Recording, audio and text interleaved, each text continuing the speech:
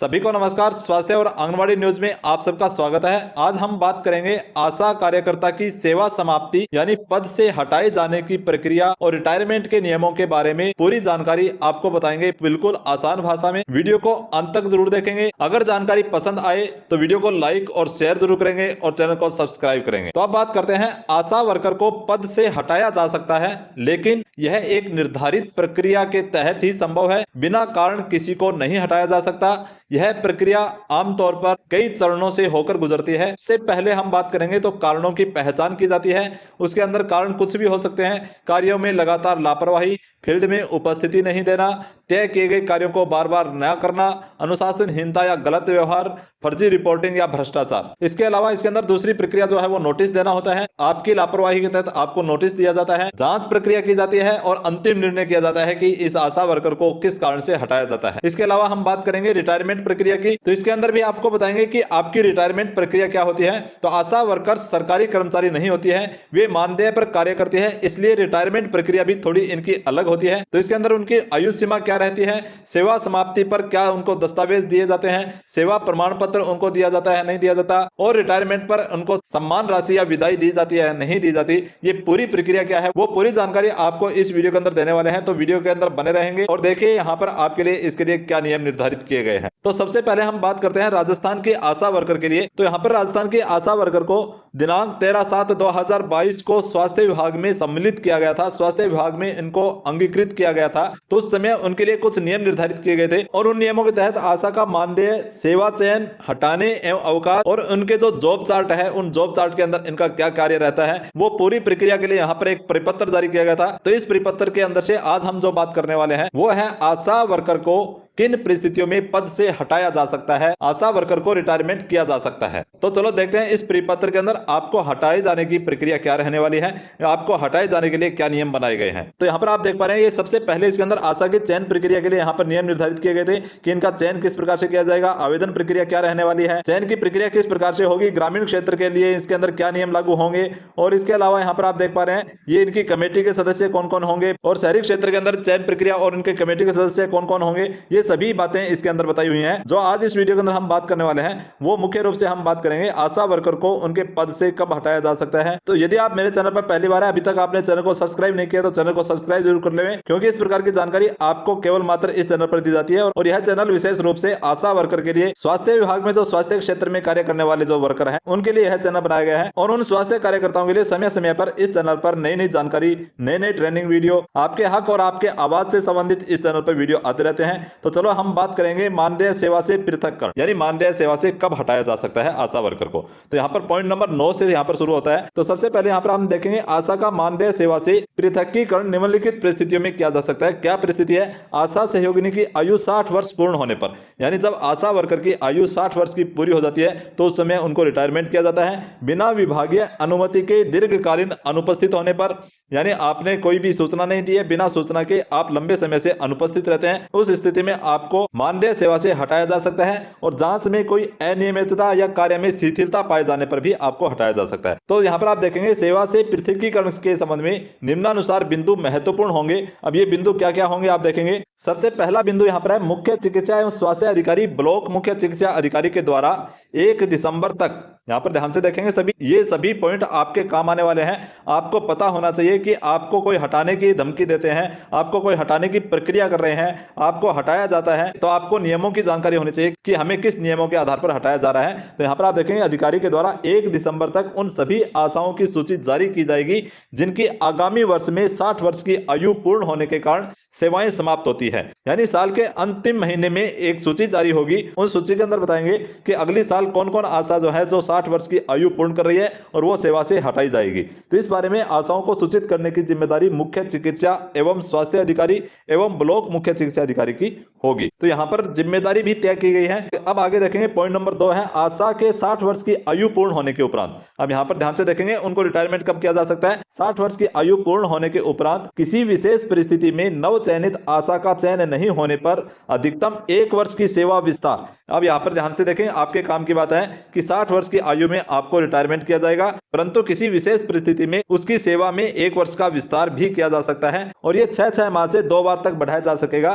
तथा 61 वर्ष वर्ष की आयु पर सेवाएं आवश्यक रूप से समाप्त कर दी जाएगी। अब यहाँ पर आप देखेंगे 60 वर्ष की आपकी आयु पूर्ण हो चुकी है, उसके बाद भी नया चयन यदि नहीं होता है आशा वर्कर का, तो 61 वर्ष तक उस आशा वर्कर को यहाँ पर रखा जा सकता है। पॉइंट नंबर 3 देखेंगे, 60 वर्ष की आयु है अधिकतम आशा 1 वर्ष के लिए सेवा विस्तार यानी 61 वर्ष पूर्ण होने के बाद कोई भी आशा कार्यरत पाई जाती है तो संबंधित ब्लॉक मुख्य शिक्षा अधिकारी प्रभारी इसके लिए उत्तरदायी होंगे। इसके साथ ही संबंधित आशा को जन्म तिथि के अनुसार 61 वर्ष की आयु पूर्ण किए जाने के दिवस तिथि से अधिक अवधि के मानदेय भुगतान की राशि संबंधित चिकित्सा अधिकारी प्रभारी ब्लॉक मुख्य चिकित्सा अधिकारी से वसूली की जाएगी। यदि 61 वर्ष के बाद किसी आशा वर्कर को यहाँ पर कार्यरत रखा जाता है तो उसको जो मानदेय राशि दी जाती है उस मानदेय राशि की वसूली चिकित्सा अधिकारी प्रभारी ब्लॉक मुख्य चिकित्सा अधिकारी से की जाएगी। अब नंबर 4 पॉइंट यहाँ पर देखें, यदि आशा किसी प्रकार के दुराचरण की दोषी पाई जाती है या किसी न्यायालय द्वारा दोषी पाई जाती है तो उसे मानदेय सेवा से हटाया जा सकेगा। नंबर 5 देखेंगे, जिला स्तरीय अधिकारी निदेशालय के अधिकारियों अथवा अन्य उच्च अधिकारियों के द्वारा आकस्मिक निरीक्षण किए जाने पर संबंधित आशा को दोषी पाए जाने पर सेवा से पृथक करने की कार्रवाई की जा सकती है। ऐसे प्रकरणों से संबंधित आशा को सुनवाई का अवसर, यहाँ पर आप ध्यान से देखेंगे, ऐसे अवसरों पर आशा को सुनवाई का अवसर प्रदान करते हुए संक्षिप्त जांच उपरांत मुख्य चिकित्सा एवं स्वास्थ्य अधिकारी ब्लॉक मुख्य चिकित्सा अधिकारी के द्वारा सेवा से पृथक किए जाने के संबंध में निर्णय लिया जाएगा और निर्णय से संबंधित निरीक्षणकर्ता को भी आवश्यक रूप से सूचित किया जाएगा। मानदेय सेवा से पृथक की गई आशा 1 माह की अवधि में अपनी अपील संबंधित अपील प्राधिकारी को प्रस्तुत कर सकती है। यानी आपको हटा दिया गया है तो उसके 1 माह की अवधि के अंदर आप अपनी अपील अपने प्राधिकारी को प्रस्तुत कर सकती है कि मुझे हटाया जाना उचित है या नहीं है। आगे देखेंगे, नंबर 6 पॉइंट है, ऐसे प्रकरणों में जिनमें संबंधित आशा की सुनवाई मुख्य चिकित्सा एवं स्वास्थ्य अधिकारी के स्तर पर ब्लॉक मुख्य चिकित्सा अधिकारी के समक्ष मुख्य चिकित्सा एवं स्वास्थ्य अधिकारी के द्वारा की गई हो, मुख्य चिकित्सा एवं स्वास्थ्य अधिकारी के स्तर पर संबंधित आशा को सेवा पृथक किए जाने के संबंध में निर्णय पारित किया जा सकेगा। ये 6 नंबर पॉइंट का यहाँ पर मतलब क्या हुआ कि आपको हटाए जाने की प्रक्रिया यदि आप अपील करते हैं तो आपकी सुनवाई कहाँ होगी, मुख्य चिकित्सा एवं स्वास्थ्य अधिकारी अथवा ब्लॉक मुख्य चिकित्सा अधिकारी अथवा चिकित्सा अधिकारी के समक्ष मुख्य चिकित्सा एवं स्वास्थ्य अधिकारी के द्वारा की जाएगी। यहाँ पर मुख्य चिकित्सा एवं स्वास्थ्य अधिकारी सीएमएचओ के माध्यम से होगी और ये मुख्य चिकित्सा एवं स्वास्थ्य अधिकारी स्तर पर ही संबंधित आशा को मानदेय सेवा से पृथक किए जाने के संबंध में निर्णय किया जाएगा। अब आगे देखेंगे 7 नंबर पॉइंट यहाँ पर क्या है, तो 7 नंबर पॉइंट में देखें, आशा को मुख्य चिकित्सा एवं स्वास्थ्य अधिकारी अथवा ब्लॉक मुख्य चिकित्सा अधिकारी अथवा चिकित्सा अधिकारी प्रभारी के द्वारा अथवा ग्रामीण क्षेत्र में ग्राम सभा द्वारा दोषी पाया जाता है तो मुख्य चिकित्सा एवं स्वास्थ्य अधिकारी अथवा ब्लॉक मुख्य चिकित्सा अधिकारी प्रभारी के द्वारा उसके अंदर की विशेष रूप से जांच व निगरानी रखी जाएगी। इसी के तहत संबंधित आशा को 1-1 माह के अंतराल पर, आप यहां पर ध्यान से देखेंगे, 1-1 माह के अंतराल पर कार्य में अपेक्षित सुधार हेतु 2 नोटिस जारी किए जाएंगे। इसके उपरांत भी आशा के कार्य में सुधार नहीं होता है तो संबंधित आशा के संबंध में ब्लॉक मुख्य चिकित्सा अधिकारी प्रभारी के द्वारा मुख्य चिकित्सा स्वास्थ्य अधिकारी को प्रस्ताव भेजे जाएंगे तथा मुख्य चिकित्सा स्वास्थ्य अधिकारी तथ्यों पर समुचित विचार कर आदेश पारित करेंगे। आदेश में यह भी उल्लेख करना होगा कि व्यथित आशा कर्मी किस स्तर पर तथा कितने समय से अपील कर सकती है। अपील के निस्तारण तथा संबंधित आशा के स्थान पर नवीन चयन नहीं किया जाएगा किंतु अस्थायी व्यवस्था की जा सकती है। जब तक वो अपील का निस्तारण नहीं होता है तो जब तक आपकी अपील का निस्तारण नहीं होता है तब तक नई आशा का चयन नहीं किया जाएगा किंतु अस्थायी व्यवस्था वहां पर की जा सकती है। अब आगे देखें 8 नंबर पॉइंट यहां पर है कि आशा जो पुनश्चर्या प्रशिक्षण रिफ्रेशर ट्रेनिंग हेतु 2 बार नामांकित होने के बावजूद प्रशिक्षण में उपस्थित नहीं होती है तो उसे दोनों अनुपस्थिति पर 1-1 नोटिस देने के पश्चात मानदेय सेवा चयन से पृथक किया जा सकेगा। यानी आपकी रिफ्रेशर ट्रेनिंग है, ट्रेनिंग में आप नहीं जाते हैं, ट्रेनिंग में नहीं जाने का आपको नोटिस दिया जाएगा, नोटिस देने के बावजूद भी आप नहीं गए हैं तब आपको मानदेय सेवा चयन से पृथक किया जा सकेगा। अब आगे देखें 9 नंबर पॉइंट, आशा के बिना किसी सूचना अनुमति के अनुपस्थित रहने पर यहाँ पर आप देखेंगे 1-1 माह के अंतराल पर 2 नोटिस आशा को दिए जाएंगे।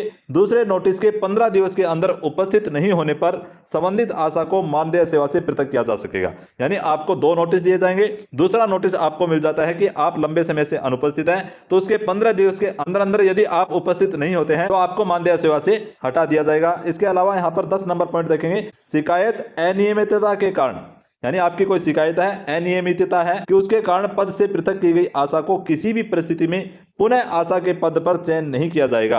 यानी आपको किसी शिकायत के माध्यम से या आपकी अनियमितता के माध्यम से आपको हटाया गया है, तो आप पुनः यदि आशा के पद पर लगना चाहते हैं तो आपका किसी भी परिस्थिति में यहाँ पर आपको फिर से यहाँ पर नहीं लिया जाएगा। नंबर 11 पॉइंट देखेंगे, स्वेच्छा से त्याग पत्र देने वाली आशा को उसके अनुभव के अंकों को मूल्यांकन प्रपत्र में जोड़ा जाएगा। यदि किसी आशा ने स्वेच्छा से त्याग पत्र दे दिया है और बाद में वो पुनः लगना चाहती है तो उसको पुनः चयन प्रक्रिया के अंदर आना पड़ेगा और उसकी चयन प्रक्रिया के आधार पर उसके अनुभव के अंकों का उसको लाभ दिया जाएगा।